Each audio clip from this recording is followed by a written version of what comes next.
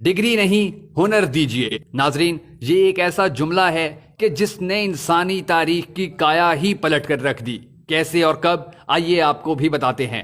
Toyota, Datsun, Hino, Honda, Suzuki, Kawasaki, Lexus, Mazda, Mitsubishi, Nissan, Isuzu اور Yamaha, یہ تمام brands Japan کی ہیں، جبکہ شیورلیٹ، ہونڈائی اور ڈائیوو جنوبی کوریا بناتا ہے۔ آپ اندازہ کریں اس کے بعد دنیا میں آٹو موبائلز رہ ہی کیا جاتی ہیں۔ آئی ٹی اور الیکٹرانکس مارکیٹ کا یہ حال ہے کہ سونی سے لے کر کینن کیمرے تک سب کچھ جاپان کے پاس سے آتا ہے۔ ایل جی اور سامسنگ جنوبی کوریا سپلائی کرتا ہے۔ 2014 میں سامسنگ کا ریونیو $350 بلین تھا۔ ایسر لیپ ٹاپ تائیوان بنا کر بھیجتا ہے، جبکہ ویتنام جیسا ملک بھی ویتنام ہیلی کاپٹرز کارپوریشن کے نام سے اپنے ہیلی کاپٹرز اور جہاز بنا رہا ہے۔ محض ہوا، دھوپ اور پانی رکھنے والا سنگاپور ساری دنیا کی آنکھوں کو خیرہ کر رہا ہے، اور کیلیفورنیا میں تعمیر ہونے والا ہسپتال بھی چین سے اپنے آلات منگوا رہا ہے۔ خدا کو یاد کرنے کے لیے تسبیح اور جائے نماز تک ہم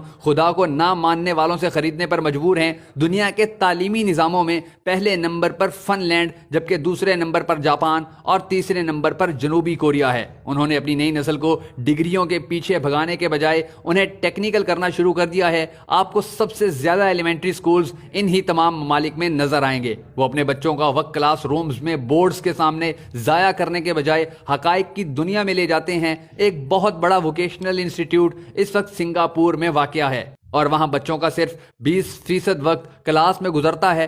باقی 80% وقت بچے اپنے اپنے شعبوں میں آٹو موبائلز اور آئی ٹی کی چیزوں سے کھیلتے گزارتے ہیں۔ دوسری طرف آپ ہمارے تعلیمی نظام اور ہمارے بچوں کا حال بھی ملاحظہ کیجئے۔ پاکستان میں بی کام، ایم کام اور انجینئرنگ کے سینکڑوں شعبہ جات میں بے تحاشا ڈگریاں، اور اس کے علاوہ 4 سال تک کلاس رومز میں CGPA کے لیے خوار ہوتے لڑکیاں اور لڑکے کون سا تیر مار رہے ہیں۔ آپ یقین کریں، ہم صرف دھرتی پر ڈگری شدہ انسانوں کے بوجھ میں اضافہ کر رہے ہیں۔ یہ تمام ڈگری شدہ نوجوان ملک کو $1 تک کی پروڈکٹ دینے کے قابل نہیں ہیں۔ ان کی ساری تگو دو اور ڈگری کا حاصل محض ایک معصوم سی نوکری ہے، اور بس۔ ہم اس قدر ویژنری ہیں کہ ہم لیپ ٹاپ اسکیم پر ہر سال 200 ارب روپے خرچ کر دیتے ہیں، لیکن لیپ ٹاپ کی انڈسٹری لگانے کو تیار نہیں ہیں۔ آپ ہمارے ویژنری پن کا اندازہ اس بات سے لگائیں کہ پوری قوم سی پیک کے انتظار میں صرف اس لیے ہے کہ ہمیں چائنا سے گوادر تک 2000 کلومیٹر کے راستوں میں ڈھابے کے ہوٹل اور پنکچر کی دکانیں کھولنے کو مل جائیں گی، اور ہم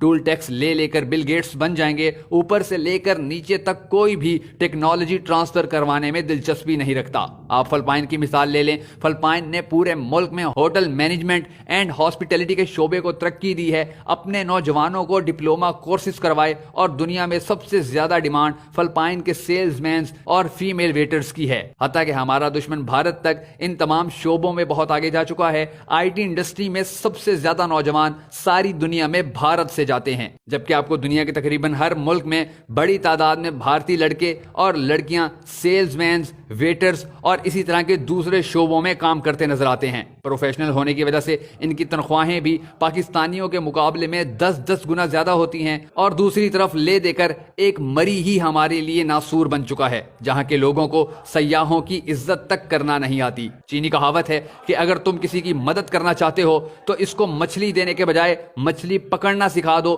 چینیوں کو تو یہ بات سمجھ میں آ چکی ہے، اے کاش کہ ہمیں بھی یہ بات سمجھ آ جائے۔ حضرت علی نے فرمایا تھا کہ ہنرمند آدمی کبھی بھوکا نہیں مرتا۔ خدا را اپنے ملک میں ڈگری زدہ لوگوں کی تعداد بڑھانے کے بجائے ہنرمند پیدا کیجیے۔